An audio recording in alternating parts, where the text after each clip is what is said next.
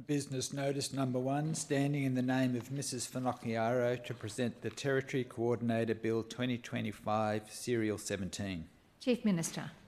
Madam Speaker, I present a bill titled Territory Coordinator Bill 2025, Serial 17, and table the explanatory statement. Madam Speaker, I move the bill be read a first time. Madam Speaker, I present a bill entitled the Territory Coordinator Bill 2025. The purpose of this bill is to create the position of Territory Coordinator to coordinate and consolidate regulatory processes for significant and complex development and projects that have the potential to drive economic growth and accelerate private sector jobs and opportunities for Territorians. As an independent statutory officer, the Territory Coordinator will support strategic facilitation and streamlining of assessment processes, ensuring that the Territory is competitive in attracting large-scale investments. Once established, the Territory Coordinator will have the unique capacity to set cross-government strategic direction on projects and development areas of significance. Key features of the Territory Coordinator Bill 2025 include the primary principle, which provides an overarching guide for decision-making, the designation of significant projects, programs of work and territory development areas, the declaration of infrastructure coordination areas and the approval of territory development area plans and infrastructure coordination plans, and a suite of requests and notices that the Minister or Territory Coordinator may use to coordinate and streamline complex regulatory processes. Madam Speaker, there has been extensive consultation in the development of this bill. On the 11th of October 2024, the Territory Coordinator consultation paper was released to government regulators, proponents and stakeholders and industry peak bodies as a basis to test key provisions and powers being considered for the inclusion in the draft Territory Coordinator Bill. On the 24th of October 2024, the consultation paper was publicly released. On the 14th of November 2024, my government announced Mr Stuart Knowles as the interim Territory Coordinator and released the draft Territory Coordinator Bill and guide to the Territory Coordinator Bill to the public.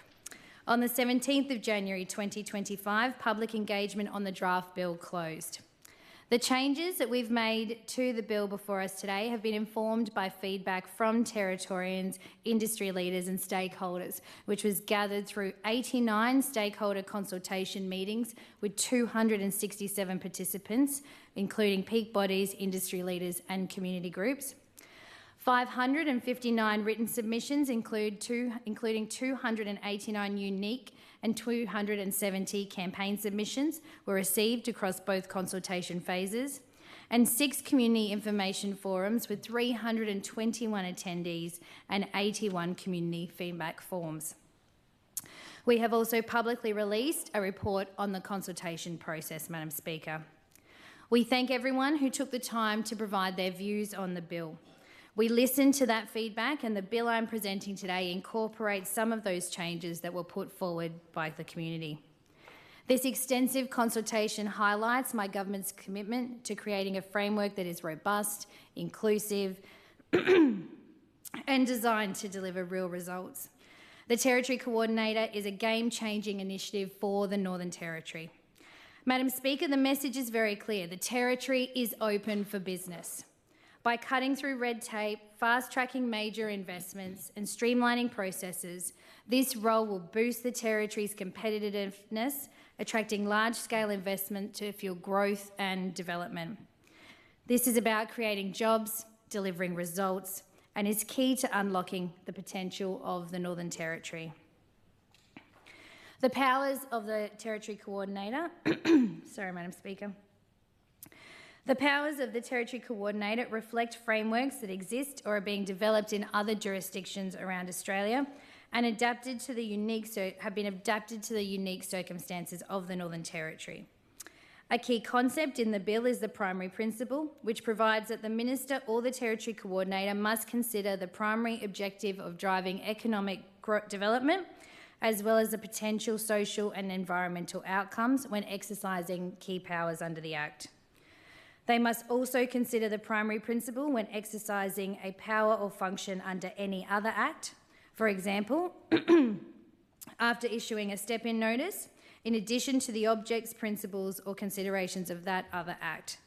This broadens the basis for decision-making and means that the Territory Coordinator or the Minister have the potential to make decisions that were not available to the original decision-maker. Part 2 of the bill establishes the role of the Territory Coordinator. It sets out the eligibility requirements for that role, the terms and conditions of appointment and the mechanisms to terminate appointment. It also sets out the functions and powers of the role and makes it clear that public entities will be required to cooperate with the Territory Coordinator. Parts 3, 4, 5 and 6 provide the framework for designating significant projects, programs of work and territory development areas, declaring infrastructure coordination areas and approving territory development area plans and infrastructure coordination plans. Part 7 sets out the powers that will assist the Minister and Territory Coordinator to coordinate and streamline regulatory processes.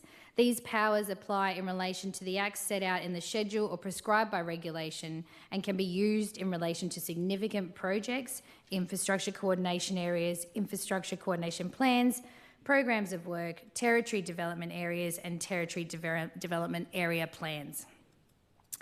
The powers are to request a public entity to prioritise a specific statutory process, a prioritisation request, request a public entity to start or complete a specific statutory process within a specified period, or to pause or continue to undertake a statutory process for a specified period, a progression-related request, request a public entity to make a statutory decision with a specified period, decision request, issue a condition variation notice varying the conditions imposed on an approval, and issue a step-in notice to a public entity advising that the Minister or Territory Coordinator will step in to undertake a statutory process in the place of that entity.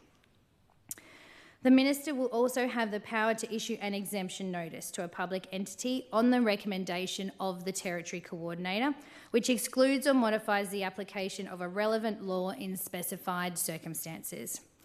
Part 8 sets out the power to enter land within the boundaries of an infrastructure coordination area or territory development area for the purpose of undertaking studies and investigations to inform the development of an infrastructure coordination plan or a territory development area plan.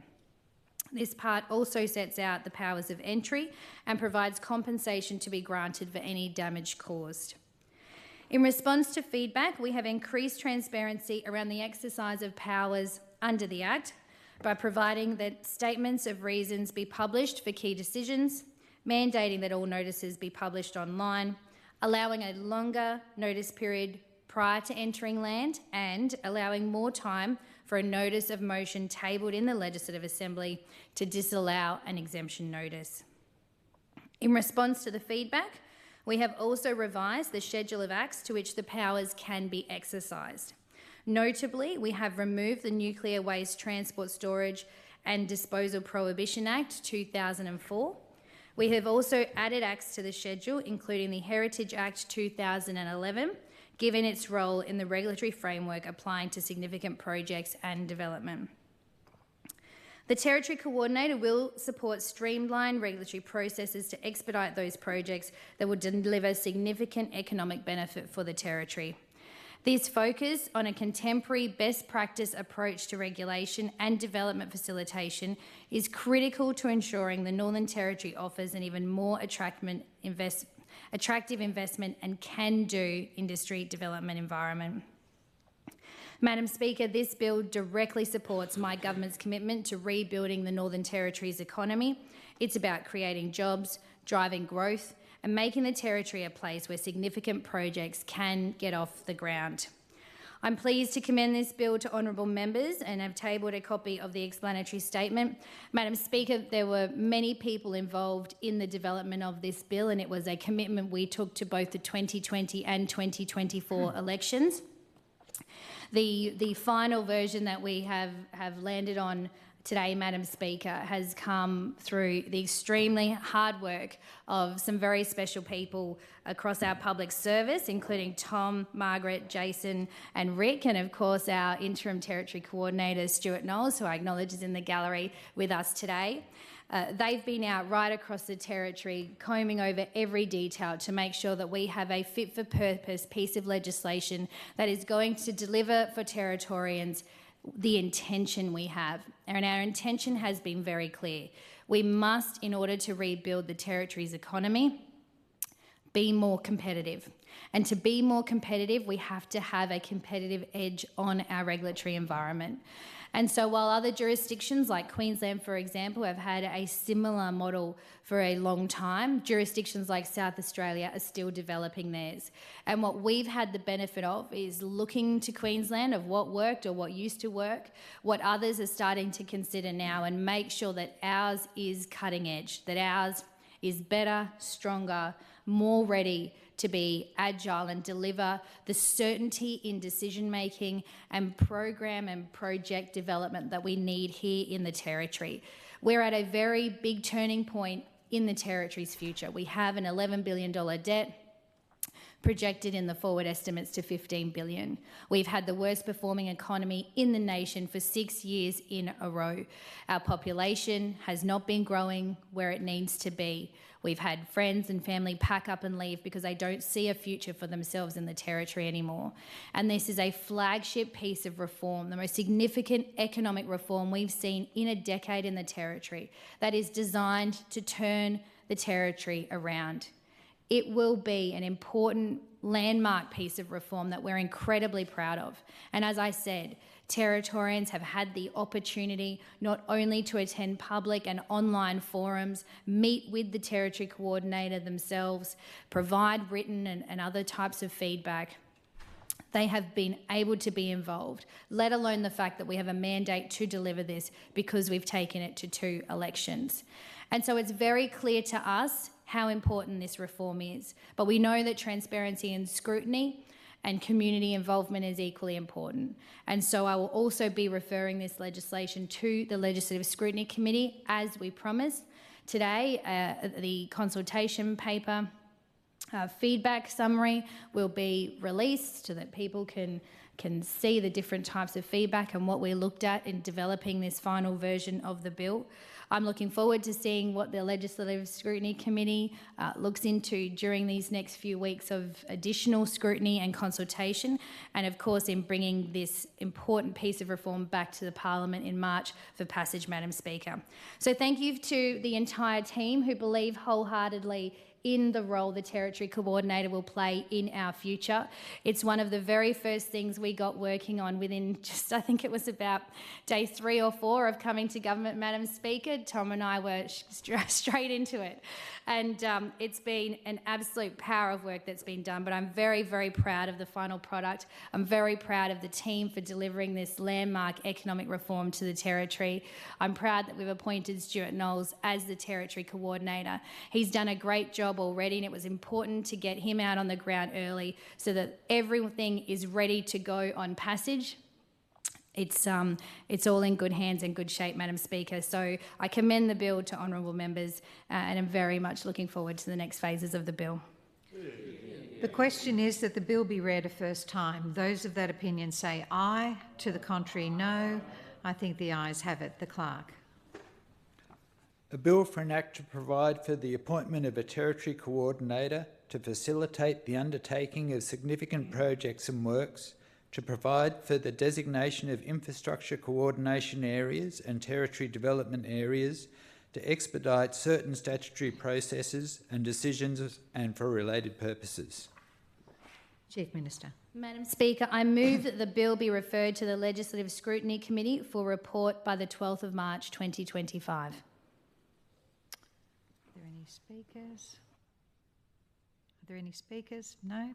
The question is that the motion be agreed to. Those of that opinion say aye. To the contrary, no. I think the ayes have it.